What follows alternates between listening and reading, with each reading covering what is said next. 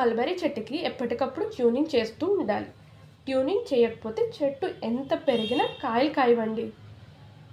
In case కాయలు వచ్చినా చాలా తక్కువ కాయలే కాస్తూ ఉంటాయి. అందుకని ట్యూనింగ్ చేయాలి. ట్యూనింగ్ ఎలా చేయాలో ఇప్పుడు మీకు చూపిస్తాము.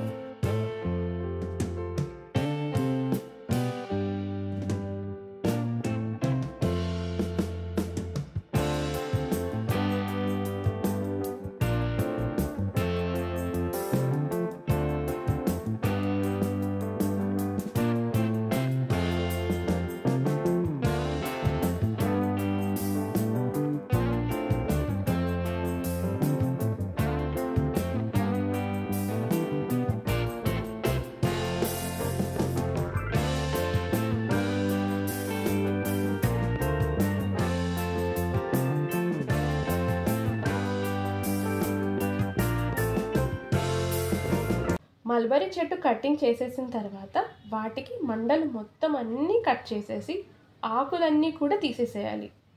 ఆకులు కూడా తీసేస్తే వీడియోలో చూపించినట్టుగా చెట్టు ఉండాలి. ఇలా ఉంటే ఇప్పుడు మనం నరికేసిన మండలు ఉన్నాయి కదా, వాటిని మొత్తం అలోవెరా జెల్లో రాసేస్తే మల్బరీ చెట్టుకి ఎటువంటి ఇన్ఫెక్షన్ రాకుండా ఉంటుంది. ఆ చీడపీడలు సాగకుండా ఉంటుందన్నమాట. అందుకని ఇలా మల్బరీ చెట్టుకి నరికిన దగ్గర అలోవెరా జెల్ రాసేస్తే సరిపోతుంది.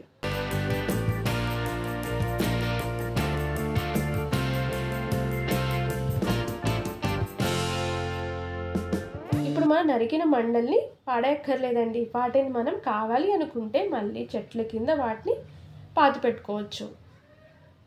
ఇలా మండల్ని నేను పాతి పెడితే ఇవి ఇలా చెట్ల కింద అయ్యాయి. లేత మండల్ని పాతి పెట్టుకుంటే అవి చెట్ల కింద తయారవుతాయి. ఒక 2-3 నెలలు ఆగితే చక్కగా చిగురు వచ్చేస్తుంటుంది. అదే ఒక 6 నెలలు ఆగామనుకోండి, మనం చక్కగా కాయలు కాయడం కూడా మొదలైపోతుందండి. మేము నరికిన మండల్నే ఇలా పెట్టాం. ఇవి చాలా బాగా ఎదిగాయి, చూసారు కదండి. ఇప్పుడు వాటికి మళ్ళీ ఎదిగిన తర్వాత చివర్లు గిల్లేస్తే అక్కడక్కడ పూత అలాగే కాయలు కూడా వచ్చేసాయి చూడండి. మల్బరీ చెట్టు ప్రతి ఒక్కరి గార్డెన్లో ఉండాలండి, ఎందుకంటే అది ఆరోగ్యానికి చాలా మంచిది.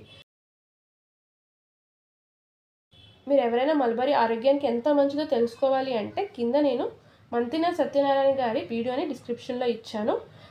మీరు వెళ్ళి ఆ వీడియోని చూడొచ్చు.